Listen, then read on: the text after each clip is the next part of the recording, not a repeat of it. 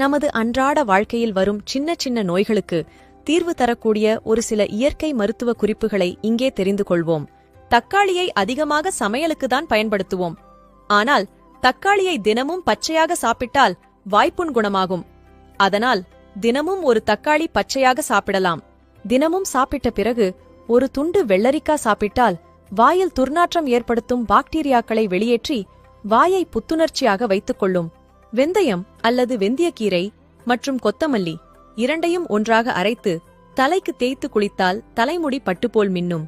பாகற்காயை நன்றாக நறுக்கி காய வைத்து நன்றாக பொடி செய்து தினமும் காலை வெறும் வயிற்றில் ஒரு டம்ளர் வெந்நீரில் கலந்து குடித்தால் அல்சர் குணமாகும்.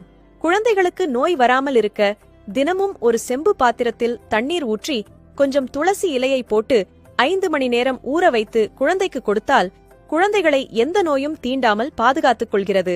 தினமும் வெள்ளை எள்ளை எண்ணெய் சேர்க்காமல் வறுத்து தினமும் ஒரு டீஸ்பூன் சாப்பிட்டால் உங்களுக்கு எளிதாக கால்சியம் சத்து கிடைக்கும். முகத்தில் உள்ள சரும நோய் குணமாக தினமும் அருகம்புல் வேரை விழுதாக அரைத்து முகத்தில் போட்டுக் கொண்டால் சரும நோய்கள் குணமாகும். புதினா இலைச்சாறு அல்லது அம்மன் அரிசி பச்சிலையின் சாறை பரு உள்ள இடத்தில் தடவி 20 நிமிடம் கழித்து வெதுவெதுப்பான தண்ணீரில் முகத்தை கழுவினால் விரைவில் பருக்கள் குணமாகும்.